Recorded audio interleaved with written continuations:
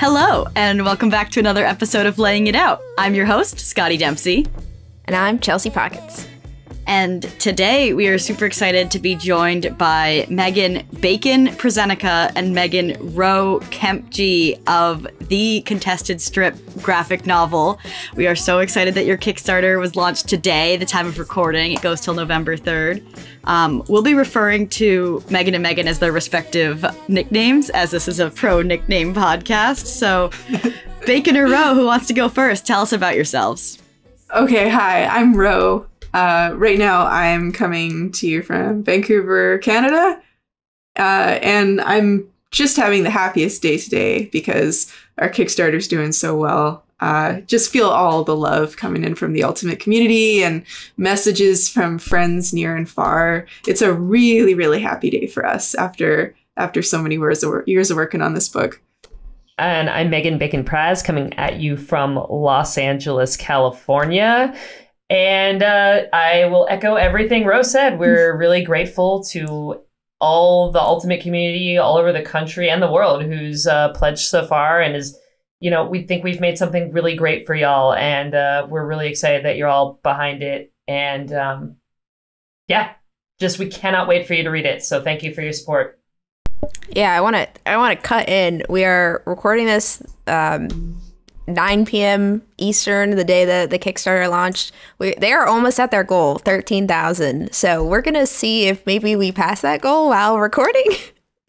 But very exciting stuff. And you gave us a preview of the book. It's very cool. And thank you for joining us. Thank you for having us. Yeah, we're so stoked to be here. Thanks for having us. We are so excited to have you guys on. We've been talking about how we can do like a little profile of the Ultimate community by including you guys. And this is so perfect that we can both get to know you, have our listeners get to know you and what your project is. And then we can dive right into one more year. So one of our favorite things that we like to ask our guests is, how did you find Ultimate and what made you fall in love with it? I started playing Ultimate my last year of high school. I'm not going to tell you when that was. It was a very long time ago. And basically, my friends started a team and wanted to go to the BFC provincial championships. And they didn't have any women on the team. So they said to me, "Oh, you can run." So I was all done. I was all done with wrestling and javelin for the years and tennis. And so I said, "Oh, why not? Why not? I'll go." And it was really strange and quirky. And I had a really good time. I didn't really think I would stick with it. But when I got to college, I went to the activities fair because I was going to try to join the rugby team. And the Ultimate team at Amherst College was so impressed that I already had a flick. They recruited me so hard I could not say no to joining the team. And I've been playing ever since. Rugby would have looked really good on you, Ro. I could totally see that pathway worked out for you, but I'm really glad you chose Ultimate. Me too. Look at me now. Look at you now. Mm-hmm. I can't believe you did so many sports, wrestling, javelin, all of that, and then you ended up with one of the weirdest ones, Ultimate. Yeah. Well, I was always good at throwing things, so I think it's just natural, you know. Throwing sticks, discs, and people. Give it to me. Right? Give it to me. Give it to me. I'll throw it. Whatever it is. All right. Well, Bacon, how about you? Sure. So I first learned about Ultimate Frisbee in college. I went to Edinburgh University of Pennsylvania, go Borough. I knew of Ultimate, and I didn't party much in college, but when I did, the Ultimate people were like kind of the coolest. And by coolest, I meant like kind of the nerdiest and quirkiest, as Rose said. But I didn't play then, but I knew of it. And then when I moved to Los Angeles after I graduated college in a year that will not be mentioned also, I knew one person, and that person invited me to a weekly Frisbee pickup game in North Hollywood, and it was 14 on 14, no stall count, no out of bounds, the most chaotic thing you've ever seen in your life. But it was the only thing I had. I didn't have a job. I didn't have any friends. And I just started playing this weird version of Ultimate until, like, you know, eventually I found my way. Someone came up to me and, "Hey, kid, how'd you like to play this sport for real?" And they like sent me to a real pickup game. And I was pretty hooked when I went to the pickup game, and I met some really amazing, nice people. Shout out to Nicole Bell Isle and Chrissy Vega. They were two of the women at that pickup game who just kind of like Ro, recruited me super hard, like knew my name right away, sent me an email after the first pickup game I went to, encouraged me, all but paid my way into leagues, saying like, please keep playing. And I think those types of people are so important to our sport. And I'm so grateful because they're the reason I'm playing Ultimate still today. I like both of those stories. I like that they're actually nice and not some crazy, like, I don't know, I got roped into it at some drunk college party or something. It's very wholesome, and I love how much support that you got from your community to get involved with Ultimate. It's definitely a hard sport to get into, and that's like in some way like how we were inspired to start this podcast. Just be like, I don't know what the Triple Crown Tour is, and I have no way to Google it. So like, there's other people out there that also don't know, and it's so great that you had people that were able to hold your hand and let you open the door to the community for you. Other interview questions, just to like give our listeners some color as to, you know, your involvement in the community. So how did Contested Strip start? How did you come together to begin this graphic novel that now, you know, we're kickstarting? Well, it all started because I was drawing a kind of semi-autobiographical webcomic for a LGBTQ website called Autostraddle. And oh, can I just say the name of that comic? No. No, it's so good. It's so good. You have to plug it. No, I'm not plugging it. Oh my god. Okay, go find it. It's on Autostraddle. It's that's really gonna make good. them even find it even more, is not saying the name. It's like this big secret thing. But yeah, I was making this like webcomic, and I knew that Ro really liked comics, and she's a far better person with words and spelling and editing. So I started sending my comic to Ro to like kind of preview. And then I drew this comic about rainbow shorts that Ro helped edit. And it kind of went viral in the Ultimate community. And it wasn't long after that Elliot Trotter of Scotti magazine reached out to us. Scotti magazine's probably before y'all's time, but we know of it. We know of it. Elliot Infamous. was a force in the Ultimate community and had this really great platform called Scotti. And he reached out to us, to me, and said, how would you like to draw a similar comic, but for Ultimate? And at the time I was working a job. I had the side comic. I was like, there's no way I can do this by myself. But Elliot kept pressing that. I'm like, just think about it. And I thought, well, I can't do it by myself, but maybe, just maybe, I could enlist someone to help me write it. And Ro was obviously the first person I thought of. We already had a little bit of a rapport. And the first time we got together to like brainstorm ideas of what this comic could be, it was just like kind of instant chemistry. Like we were very much on the same page of like what we found funny, and we had a lot of the same media references, and it was just like we were just making each other laugh right from the start, and that's how Contested Strip was born. I remember seeing some of the, because Scotti magazine passed before we really got into like the Ultimate community. I remember I played before Scotti, but I started playing in 2015. But I feel like you don't get into the community as much as a college freshman just joining for the first time. But what my favorite thing I think the two of you did was that good as hell / great as hell music video. And I don't know if Scotty's even seen it yet, but watch it, definitely. It's like a remake of the Callahan videos, but it's very funny, and you guys did a good job on that as well. But the comics also too were really cool to look at, and they're still if you search on Reddit, they're still there. They still exist. Thanks. Yeah. And like Scotti magazine's still up. Like you can go still read them, and like a bunch of other great stuff on that site too.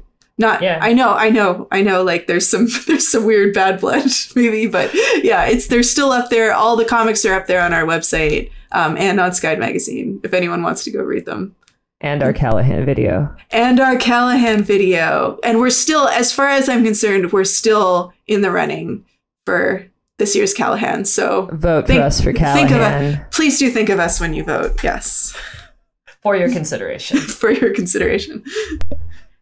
as the person who presents the Donovan Award every year. I'm like, how do we get this in here as a prank for the women's side? So I will definitely go check that out, like, listeners, and I'm definitely going to go look at your Callahan video too. I think the best thing you can do is anytime you're like compiling a list of Donovan nominee videos, just slip us in there. Like, don't say anything, don't explain, just slip it in and let people do with it as they want. This is our cue for Lindsay to like slip in a clip right now on the YouTube version. Sorry to any audio only listeners. This one's just for visual. So as far as Contested Strip, so one more years is the Kickstarter's starting right now. We're refreshing constantly to see if we've hit the goal so far.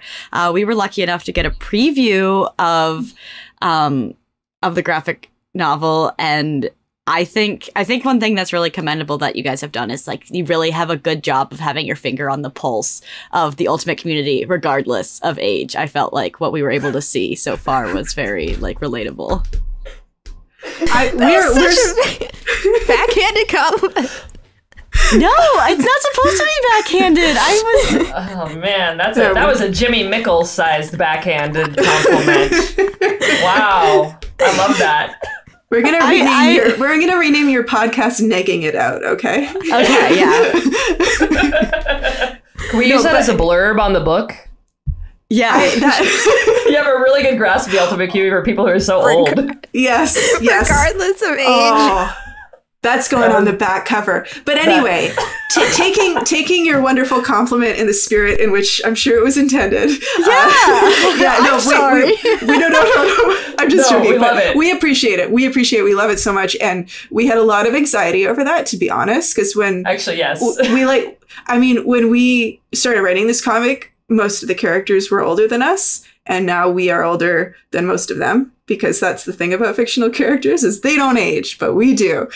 So it's really good to know that you younger folks are still enjoying it. Because, that was definitely our intention to represent how on any given club team, you have this bizarre and sometimes magical mix of very different people from different ages and walks of life and approaches to our beautiful game.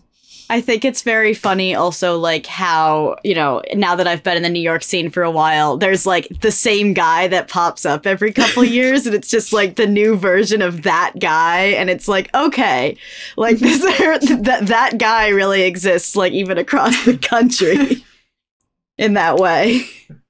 That's great that you recognize that guy, because, that is sort of the driving spirit behind our book.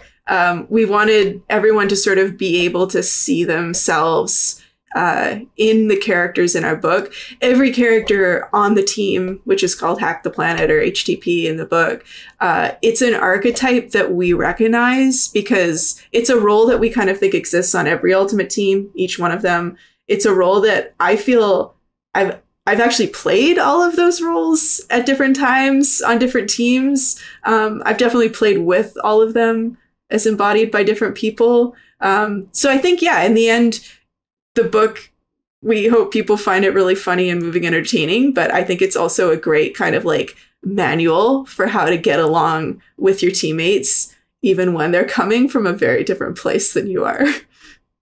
You're kind of hinting at one of the questions I had written down. But is there a character in the book that you relate to the most? And then were there any character tropes, player tropes that you wanted to add but just didn't quite make the cut? Ooh.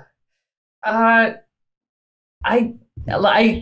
know it seems like a non-answer, but I totally agree with Ro that, like, at any given time, I'll say something and Ro will be like, that was totally a Nadim line. Or I'll be on a team and I'll be like, oh, I'm being such a Kate right now. I need to chill out. I need to relax. And I'm feeling so aggro, but I'm like, oh, I gotta chill out. Gotta be a little more cheese.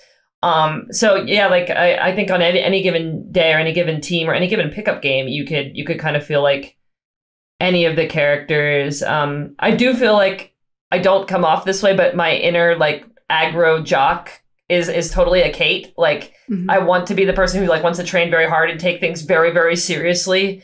But I don't think I actually come off that way when I'm on teams. But that's how I feel on the inside. I relate the exact same to that Kate mentality. I think there's a scene where she's on the plane and she's reading her books on health, and she's like, "Oh, I'm tracking all of this stuff." And Scotti, just our conversations were like, when I first got my Fitbit, I was like, "Oh, I can act like a gamer tracking my own body and my stats." And like I'm always like trying to write down and plan out my workout routines, but then it doesn't always end up that way. I'd like to embody some aspects of Kate. I was talking to my friend the other night about how he measures his daily protein intake in grams, and I was like, you can do that. I'm not. So it was like totally something like, well, I wonder where I would be if I did that as well. Yeah, I think Kate Carter is probably down to the like 10th of the gram level of counting her proteins. But yeah, like and genuinely, that's advice I would give to younger players, like learning to both embrace and love and moderate your inner Kate Carter is a great sort of recipe for success, long-term success in the sport, but also, you know, not burning out and not getting frustrated with other people all the time. I guess the second part of that, then, are there any characters that I guess we missed out on? We do have like a background for people. So we have the try hard, super into it Kate. We have partier Cheese with also the fun nickname that I love. We have some of the a set of twins, 18-year-olds up and coming. We have superstar Moose, who's just like the hottest man alive, I guess. He has a 9-pack. Yes. And then we have our like pair of older players, Old Man Jay and Wanders, who have been in the scene for a while and are killing it. But are there any character tropes that we missed out on? I'm trying to think if there's anyone I would have added. Ooh. There is I won't say her name, but there is one character that I really would like to represent in fiction at some point. It was actually a player that I coached at UCLA who had this uncanny, and I mean uncanny in like the literal supernatural sense of like appearing and disappearing. Like, you know, in a Batman movie, you like turn your head and Batman is gone.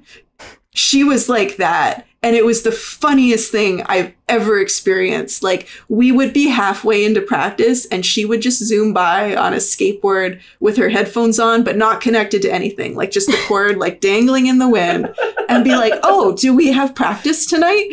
And it would just be constantly, like, appearing and disappearing, like a supernatural creature from another dimension. And I think that energy is absolutely fabulous to deal with on an Ultimate team. And I kind of do wish I could represent someone like that in maybe a future Ultimate book. Yeah. Yeah. Next book, Ro. Next book. Let's put a pin in that. I'm on board. Yeah. I'm on the literal skateboard, actually. The person who you roster on a party tournament team, but you're not sure if they're going to show up or not. Yeah. Yeah, definitely. I'm trying to think if there are any other archetypes that like, I do think that you get a lot of different dynamics. So the comic is a mixed comic, so it is about a mixed team. So I would be interested in exploring the dynamics of like a women's team or like a single gender team, because I feel like you get a really different energy. So I think for like the next one, if there were a next one, that is somewhere I'd be curious about going and see, because you can. And there's a lot of characters that like we kind of got into and that we'd love to explore with more depth. Like I remember one of the feedbacks from one of the people, early readers, was like, "I want to know everything about Wanders. Like I am fascinated. Like I need to know more about this person." And I was like, "Yeah, me too." Like she was one of our favorite characters to write. Like all of them were kind of our favorite in so many ways. But I think there was characters that we'd love to explore with more depth as well. It is sort of amazing how many people have said that they wanted more Wanders in the book. Yeah. Oh, I liked her as a character. You added like at least one like flashback panel where she was like going through her past relationships, and then this is why she decided to retire, so she could be with the person she loves. But then decides to go back to it. I don't want to spoil anything also. No, that's okay. That's a good tactful threading of the line. But yeah, like I agree that she surprised us by becoming this, not just a fascinating character, but like a really surprisingly complex secondary character. It was originally one of those things where when we were creating her, we looked at all the people in Ultimate that we really looked up to, who just seemed like infallible and perfect and just good at Ultimate, good at life, and like just total superstars. And we kind of like worship the ground we walk on, they walk on. But then when you step back and you really look at them, like what other complexities they have, what are their weaknesses, what are their own things that they're, you know, kind of dealing with in life. So, you know, we were encouraged early on to give Wanderers a little bit more depth, and I'm so glad we did, that we went deeper with her, because originally we were just like, oh my God, she's the best, she's amazing. Because like, again, like I don't need to name the people that she's based off of, because I think you could name half of Fury and be like, that's Wanderers. But but yeah, like you know, someone who on the surface seems like they have it all and they're the best, but at what cost are they the best at what they do and the best at Ultimate, and what like sacrifices have they made to get to that point? Yeah, Wanderers was a character I almost expected to like have like a whole chapter like out from her perspective, like, you know, like when books like do that, and I was like, oh, we're gonna have like a different like leading up to the same thing, which would be really cool. Once again, another character that we'd love to explore in more depth later, maybe, or people want it, we'll do it. So, you know. Yeah. I mean, you're hinting at another one of my questions. Are there like future plans for other books, or maybe inspired by one of the other people involved with the novel? Is there like a Ultimate Frisbee sports anime that could be in the future?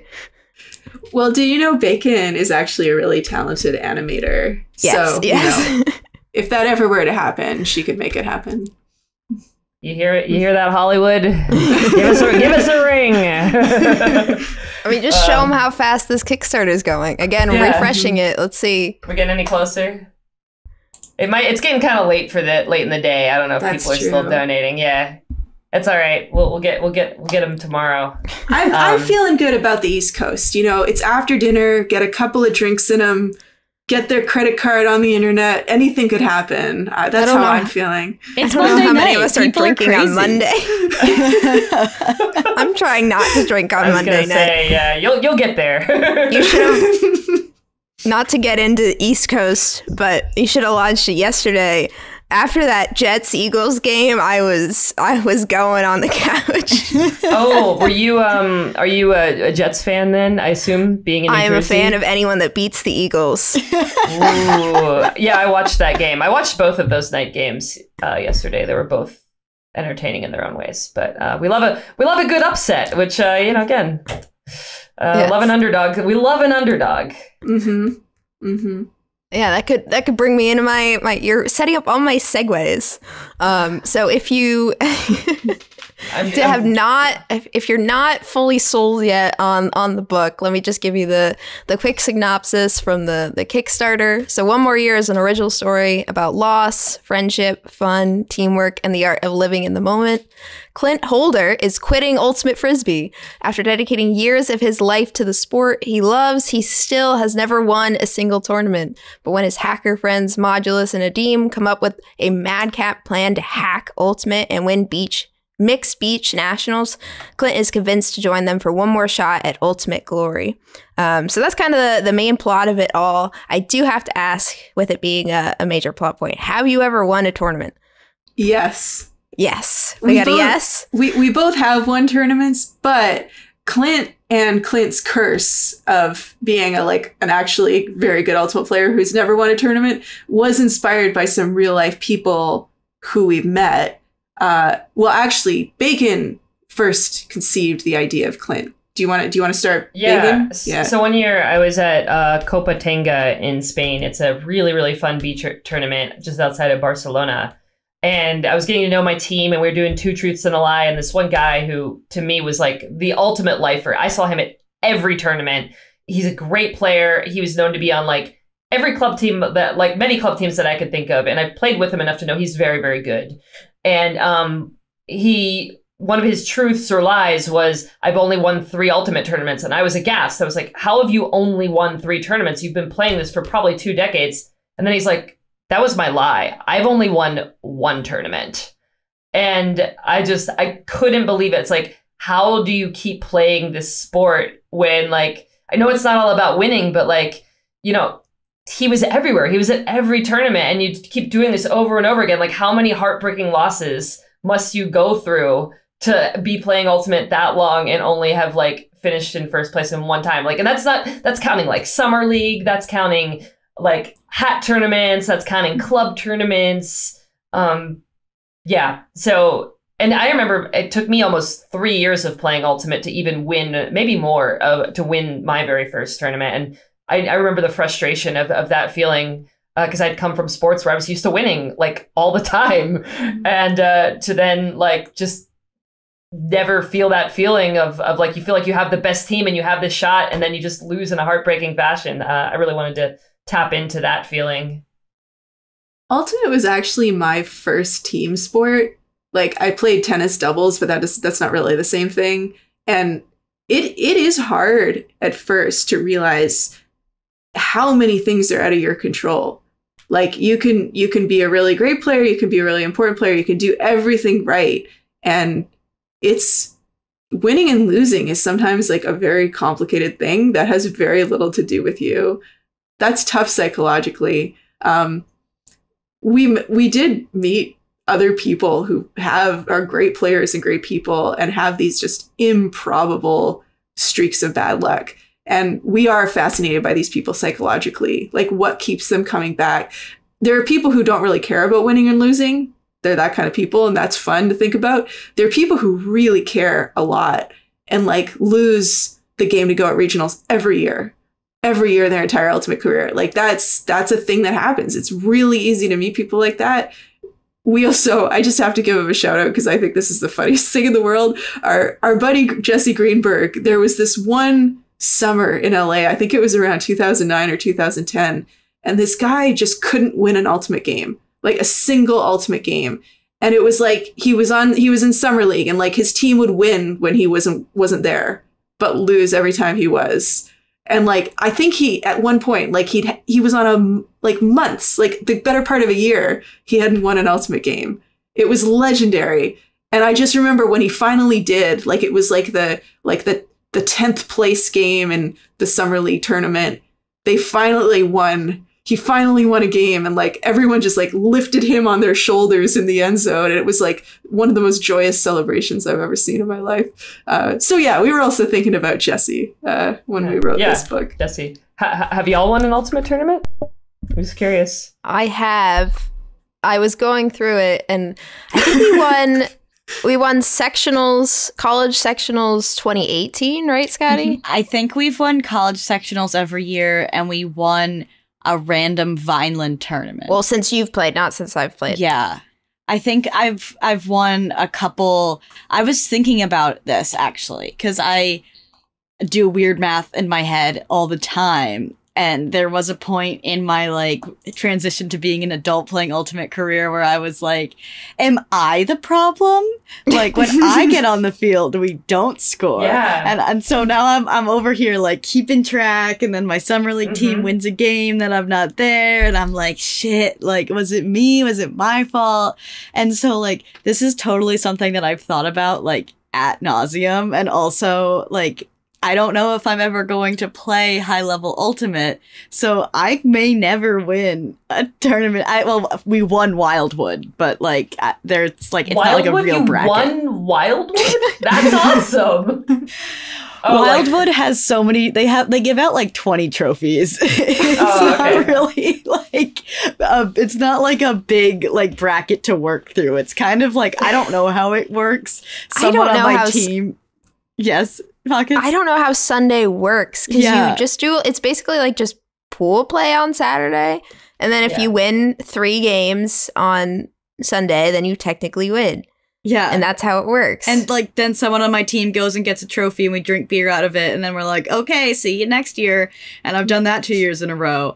But like, it's kind of anticlimactic in the sense of like everyone else has left the beach and then you're kind of like there on the beach with your sandy trophy like, okay, I want to go home now. I'm really tired and sunburned. So like I'm just like I don't know if winning a tournament is yet again in my future. So it's like it is a funny like math game to play if you're me. It could be. Yeah. We've won sectionals. I've won a random hat tournament for High Tide, but there were a bunch of, so that's just like you get assigned a team or whatever, but the guys on my team, a lot of them were the same school, and I think they traded shirts to get on that team. So that one's questionable if that one counts. And then we won Philly Open last year with Jug Handle. But those are my three, but two of them, also I was injured for the sectionals win with Lehigh, so that's also a questionable. I'm 1 to 3, depending on how you count it. I want to win a tournament and contribute. That's what I want to do. Yeah. Have you ever played those games where like your team won, but you feel like crap, like you didn't help at all? I think that's a really strange emotion too. Like, because like you say, it kind of shows you how sometimes your individual performance is just one of many, many factors. And it feels great to play really well and get a win, but it's really complicated to play really well and still lose, or to play really badly and still win. And that stuff happens all the time to all of us. No, and like Ro, I was really thinking about like relating to what you said about like this is my first team sport. I ran track and I rode horses, and it was a very clear binary of you win or you don't. And now there's like so many ways to win a game but still lose in a way that's like it's so weird. And like I'm still not sure how to like make sure that I handle it like my emotions properly instead of being like that person fouled me and I'm mad at them and it's a personal offense. One other really... Oh, sorry. Go ahead. Oh, I was just going to say, luckily, as I've grown, I feel like I've had more moments where I was like, okay, I had some personal wins, and I feel good about that, even if the team result wasn't there. But then I still kind of feel bad about that. I'm like, well, the team didn't win, but at least I played well. And that's something new to kind of wrangle with. Right. That's a question that I've struggled with before, is like, okay, would you rather play the best game of your life and know that you played awesome and then just barely lose, or have your team win but know that you like didn't contribute at all and that all you did was fuck it up the whole game? Like I know like the unselfish answer is to say, of course I want my team to win, of course, but then you're letting yourself down. I don't know. I always think about that too, like, because everyone wants to be like kind of the hero in the big game, right? But like, what if you're never the hero in the big game? Like, does it still feel rewarding if you didn't contribute to the team that won? Well, I'm never the hero, even when I play well. But yeah, no, I think about that question all the time, and it's tough. There's no correct answer there, I feel. Both are going to make you feel a lot of emotions, and Scotti and I already have too many emotions going on. So I think this is an interesting hypothetical question too, that is more intellectual and less emotional. If there was a player, a guy like Clint, who statistically had this black mark on his record that he just can't seem to win a tournament as good as he is, would you draft him onto your aspirational team that wanted to win a national championship? I think yes. I think I would. Yeah. I'm going to rephrase it to be like, well, no, we could do nationals still. I was going to say Summer League because I don't know if I'm, like Scotti, I don't know if I'll ever be on that stage up there. But yeah, I think I would. There's a part of me that'd be like, I could fix him. I could do it. Love that. But like, if he's still a good player, like there's something... The modulus in me is there's something there that we could put the piece together and we could fix it. We could do it because he's not the one that's necessarily. Maybe you just don't play him the last point or something. Maybe. Yeah. I would just I would also be like, I'm different. It's different this time, like, and I would be like, they can pull it out, Sounds Sounds like you're both moduluses at heart then. Yeah. Yeah. We're optimistic here. We like math. Do you like math? So much. Oh, really? Did all the fake math we completely BS'd in our book piss you off? It didn't seem fake. I was willing, because it was preposterous, you know? Oh my gosh. Oh my god, we did it. We did. Well, I'm going to say I was only good at math until a certain point. Once we got to pre-calculus in school, I didn't do well. So. But Okay. Wait, we're really good at math, right? We both studied math, right? Yeah. I have like multiple PhDs in it. I did the maths. Yeah. Numbers. I would believe you. Algorithms. No. I was going to say, Pockets, we both work in data analytics. You also like No, math. I don't. I Oh. don't work in data analytics. I do cybersecurity. I don't know what your job is. Yeah, I don't know what my job is. Don't ask me what I do. Off topic. Okay, bringing it back. We talked about some of the book, some of real life. What are other personal experiences that you've included in the story? Maybe minor ones. I know there's one point in the beginning. There's like a tournament party, like full. Is full spread the correct term there? For when We it's on usually both call it pages? a splash page. A splash page. Mm-hmm. But that was one where it felt like a game of I Spy, where it's like, how many jokes do I get in here?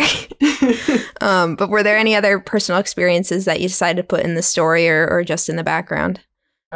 Real quick, one of the cool things about that splash page is that when I was drawing it, I was trying to like figure out like think of every party tournament I'd ever been to and every costume. And I was like, wait, the best thing I could do is crowdsource like who to put in this and actually get people to send me images. And the best way to do that was like, hey, on Instagram, I'll put you in the book. Just send me an image. And I got so many cool costumes from the Ultimate community. So thank you to everyone who sent us things, because it was like totally like, it's so many times it's when I'm creating characters, it's not often that I just like am putting the people in necessarily just because I like them. It's also because I don't want to make it up in my head. Like there are so many good costumes and so many interesting people. I want to put people in the book.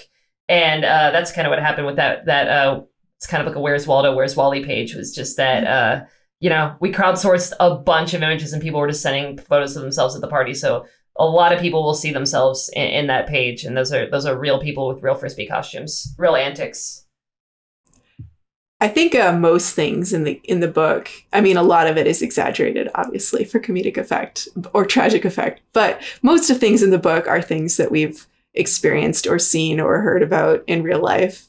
Because, yeah, I mean, this is a bonkers sport, and it's a delightful community. And a lot of the stuff that we see at the average tournament party is stranger than fiction. Like, if you tried describing it to someone, they wouldn't believe you, you know.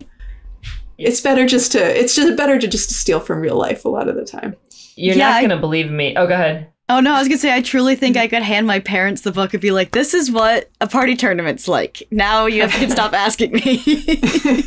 Awesome. You're not going to believe me, and I'm not going to elaborate on this, but the dust storm happened to me. It's real. Oh my God. What tournament was that? Copatanga 2018, 2017. Yeah, happened. Okay. That's probably, yeah. Well, I'm I guess. not gonna elaborate. Is that the We're not worst? elaborating.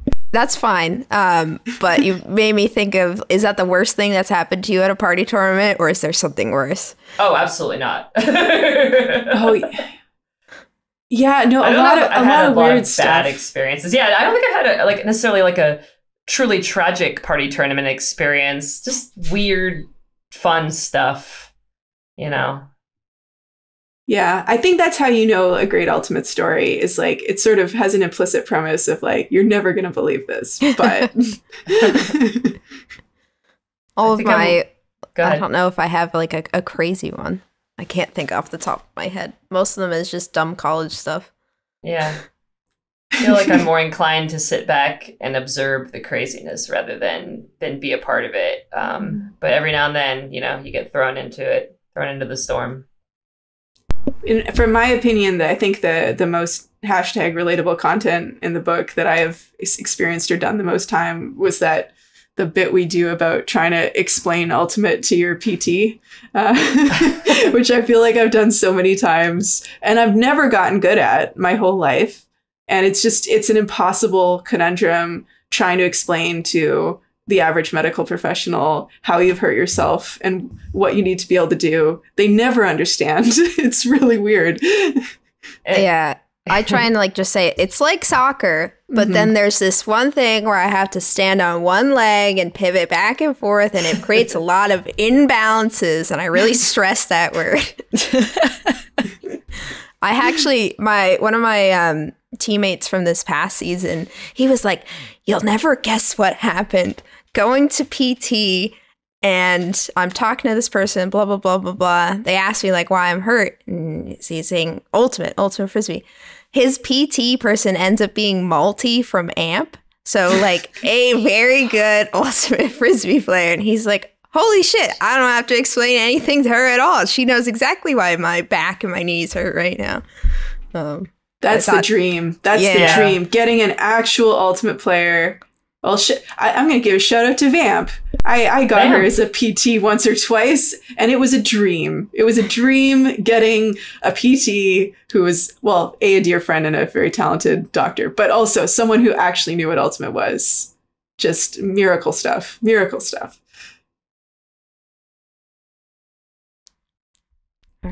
Scotti, do you have any more questions? I do not. What's left on your list, Pockets? I've gone through my book questions, but I thought you mentioned like some maybe Kickstarter like stretch goals or stuff like that. So I did want to go, before we completely sign off, I want to make sure we plug that Kickstarter again. I retweeted the link on our Laying It Out Twitter. I'll see if we can post it on our Instagram story. I'm not as skilled at Instagram, unfortunately. I'll handle Instagram, Pockets. Perfect. I got you. Checking in. Oh, it just went up again.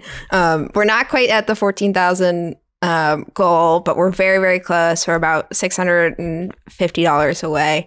Good math. I can subtract. Remember, up till pre-calculus, I can't do that.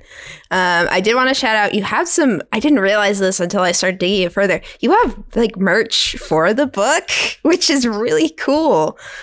So besides just like supporting the Kickstarter and then signing up for a copy of the book, they have an Ultra Star, they have gloves, a hat, the replica jersey. You can join the team. Or if you're money bags, you can get drawn into the book if you want to go for the super duper stretch goal. So just wanted to shout some of those out. But you also mentioned in the Kickstarter you're looking once you pass your goal, because you will pass your goal. I'm not gonna jinx that because I think it's definitely possible. You had some additional stretch goals, but you're kind of you're keeping those hidden. But I think with the time that the podcast is going to come out, at that time, this will be there. So what are some of your hidden stretch goals that you wanted to share out? Well, in addition to our merch that we currently have, and I just want to give a shout out to our partners, VC Ultimate, Layout Ultimate, Tokay, Cleats, and Discraft, who have been so helpful, not just getting this merch ready for the Kickstarter and donating it and backing us, but also giving us guidance on the business end of this that we had no idea how to do on our own. We couldn't have done this without our community partners. So I just want to say thank you to them, and you should go check out the merch because it's really freaking cool and it is limited quantity, so it'll go. But anyway, back to your question about stretch goals. Our most important stretch goals are basically that we have some content for the back of the book, some behind the scenes stuff, and some alternate covers drawn by guest artists who we're not going to mention right now because it's secret. But there's some essays and like written content by different people. We are going to add stretch goals. I think we are going to make our goal soon. So we'll add stretch goals, encouraging people to give just a little bit more. We're going to add a little bit of merch. And we're also going to have some stretch goals where our amazing team who we worked with on the book, in particular, Allison Hu and Richard Mercado, getting them some bonus pay is definitely going to be part of our stretch goal as well. But we also needed your help, Scotti and Pockets. We need your help because you need to tell us what the youth's like. Are there any stretch goals that you would like, stretch rewards that you would like to see in the campaign? Oh my God. Because we're not that youth. We're 26. Well, Scotty's almost 26. We're on the cusp of Gen Z and millennial out here. But going in the Gen Z, I mean, we could go back to the Callahan video. You could like offer to like make a video for someone in that type of style, if you will. I think that would be a fun one. It's limited to being close to you physically, but wow. I think some people would be interested in that. Wow, that's quite a concept. That's quite a concept. One day I want to do a retrospective on that Callahan video because you have no idea how lucky we were. We just happened to be, without tangenting too much, like Mike Bell, who helped us make this video, was like a video professional in LA. He makes commercials in real life, and he wrangled a bunch of his like professional film and television friends. They had camera cranes and dollies and like let's shoot this at 120 frames per second. They just lent us so much help for the Callahan video. Like, I don't know if we could replicate that. It was a super stretch goal. That would be a super stretch goal. They had to donate like 10 grand. Probably just to even afford one camera crane, but just to afford an hour of Mike Bell's time. We need to pay those union rates for sure. Yeah, support your unions. But yeah, I know, like stretch goals. Like, what do people want? Like, do they want more? Do you want jerseys? Do you want more discs? Like, we actually genuinely want to know, because if people want things from this book, like, what do they want to see? More behind the scenes, and we want to give that to the community. You know, this book is for them and for you. So if people have ideas, please send them to us for stretch goals. We'll put out a feeler for that. Some of the stuff I'm thinking of as we're talking is like alternative disc designs. If there's other images that didn't quite make the cut for the one disc. We do maybe have a really good disc design in mind. Sorry to interrupt, but I can't contain my excitement. I don't know if I can say it on the podcast or if it's too much of a spoiler, but what do you think, Ro? Is it too much of a spoiler? Well, we could say that it is the official tournament disc of a tournament that they go to in the book. People might we want to do an official tournament disc of that very special tournament that they go to in the book. So, ooh, intriguing. Which we think would be really fun. All right. Anyway, go ahead. Sorry, you had a thought and I cut you off. No, that's fine. I like your ideas. Maybe like drawing a player in the style of the book characters as well, and like in their ultimate their team's jersey or whatever. I should mention that one of the things that we do have as a reward tier is that we'll put your team in the book. So anyone out there, like, if you want your team in the book, it's 500, but we'll mention you by name. We will put your logo, whatever logo you have, on a jersey in the book, and you'll get to play against our people in the tournament. We already had one person. There's only 3 of these. We already had one person claim them. So, and then we're actually thinking of adding a reward. This might be out by the time we talk to you. Is that, like, you know, kind of like a little Easter egg for a special donation? We would take, say, your college team. You really like your college team jersey logo. That we'd put your logo on a character in the book somewhere, and we'd hide it somewhere for you to find. For like an extra donation. That's another one of our ideas that we haven't done yet. No, I think that's a cool one too. Amazing. Yeah, I just like reading the pre-version, the slightly just not quite polished version. There's definitely a bunch of places that you can have like little hidden stuff. Yeah. We left a lot of blank jerseys for kind of that reason, that like, there's a lot of spots that we could, you know, shout out people who wanted to like sport their club team, sport their college team in places in the book. Yeah, I mean, I think that's like totally something like as a creative that's hard to be like, how do I make like reach everyone? And like, especially if you've been working on something for so long, it's so easy to be like, like it's gotta be missing something. It's like there must have been something I didn't think of, but like, you have so many options. Like I'm having a hard time thinking of, I mean, I always love wearables. I always buy jerseys, especially from like teams that we've like talked about on this show. I might have to get a jersey from this so that for this episode for one more year. So I'm trying to think of anything else that like I would buy. I think that you like all those customization options are really incredible, and I'm like, I would be shocked that like so many that people aren't going to just like flock to that.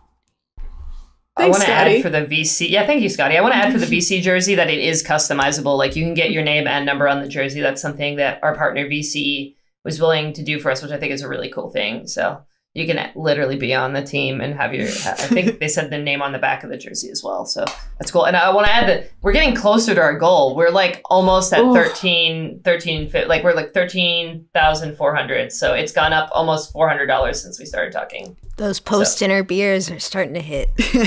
Hey. just as we planned. Just as we planned. Yeah, I love it. Not gonna lie, reading the rewards, there's an LA pickup option, which you just pick up the book in LA. I thought that meant like you were making like a pickup team in LA. And I was like, oh, people could like come fly out and play with them. Well, and while you're there, you can pick up your book and you don't have to pay for shipping. But you just have to pay for that plane ticket. That's all you have to pay for. It's a bargain. Come on. Well, it's so funny. Rose yesterday was like, are they going to think that that's what pickup means? I was like, no, they'll know. Yeah, I was trying to like panic edit the Kickstarter like right before we dropped it. I'm like, I'm having a panic attack about the word pickup because it means something in Ultimate, right? But yeah, thank you for validating my anxiety. Pockets. How many times have we had the same conversation about our own releases? Like, are we sure this is okay? Yeah, after we record the podcast, we sit here and there's a form we fill out to like get it submitted. And it's like, what should the excerpt be? Which is not even the description. It's like the short, catchy one-liner you put on it. And we spent so long on that, going back and forth and back and forth. And half of it's us like giving out bad titles that don't make any sense. I mean, we relate to that. I mean, I think the great thing about a great creative partnership, and I'm speaking about Bacon, is someone who can tell you straight up when you're overthinking something, or someone who can look at like what you think is garbage, like that you're just doing to be funny, and they're saying, no, that's actually great. That's brilliant. We're doing that. That's the magic. That's the magic of working with a team. That's how you talk about Joey Chestnut and how many eggs he can eat for 141. Oh my gosh. I love Joey Chestnut. Me too. Actually, respect. Another idea is just paying to add like random celebrities to the book as well. Like, what if Joey Chestnut stumbles upon an ultimate frisbee tournament? How I personally have never been sued by Joey Chestnut, so that could be a new and exciting experience for me. This is turning into a D&D episode so fast. Stretch goal. We have to give all of our Kickstarter money to Joey Chestnut. Yeah. Yeah. Name him Joseph Hazelnut or something. And yes, that's the way. He doesn't eat hot dogs. Call him glizzies. That's what the kids like. That is what the kids like. Glizzies. I also wanted to pretend I know what that word is. Bro, hurry, Google it. Google glizzies? What? It's just another word for a hot dog. It's the autocorrect instantly was glizzy gobbler. I'm afraid to click on it. Yeah, that doesn't sound that's PG. This could go a lot of ways. It's just hot dogs, but also sometimes can be something else that's hot dog shaped. Anything that's hot dog shaped is a glizzy. See, this is why we have to connect with the youths. They just teach us so much. Oh my god. They really are the leaders of the future. They really are. Thank you. Us and our hot dogs. I wanted to give you guys the opportunity to plug anything you think that we may have missed. And also, additionally, where can we find you? The Kickstarter, your Twitter, any of those types of things. What would you like to make sure that we plug before we sign off? We're at Contested Strip on all socials. You should definitely follow us, but more importantly, you should buy our book. I don't really just mean this as a sales pitch. I think we've made something wonderful that Ultimate players and also non-Ultimate players are really, really going to love. I'm so proud of what we've done. This is a really special and wonderful day for us. So yeah, go to Kickstarter. The book is one more year. It's a sports comedy epic. You'll love it. Your brother will love it. Your neighbor will love it. Go get it. Your dog will love it. Probably. It's tasty. Definitely. Ro, I think as usual, I think you said it all. So, yeah, we're really proud. Oh, perfect. It was lovely talking to you too. I'd love to have you both on for whatever may come in the future, even if it's just a shits and giggles episode for whatever reason. But we'll make sure we'll post it. We retweet it on our Twitter. That's the only social media I know how to use these days. And then we'll post it everywhere else. Oh, bless both of you. Thanks so much for having us. We really appreciate it. It was so fun. It was so fun meeting you. Yeah. Thank you so much for having us. Thank you for your really thoughtful questions, and thanks for, checking out the book and supporting us. We really appreciate you, and best of luck with the rest of your podcast as well. So thanks. It's awesome. Yes, thank you so much for joining. This has been so fun, and we're so excited to be a part of your Kickstarter, and that you thought to reach out to us. It makes us feel good in the Ultimate community as well, that we can all be in it together. As Pocket said, we're going to plug everything. I wanted to give everyone one more chance to say goodbye. So for now, I've been Scotti Dempsey. I've been Chelsea Pockets. I've been Meghan Bacon Praz.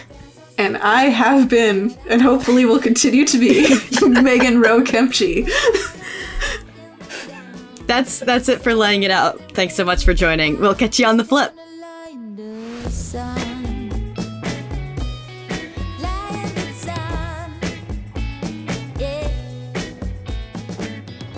Thank you again to Contested Strip for agreeing to join us for that interview. It was a lot of fun.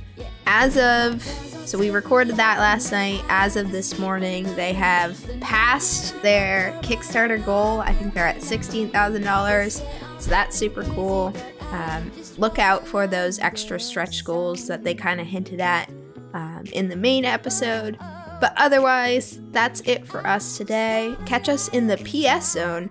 Halloween is around the corner. Scotti and I talk about our Halloween costume ideas that we have and some potential frisbee-themed costumes as well. Woo! But yeah, that's it. Bye!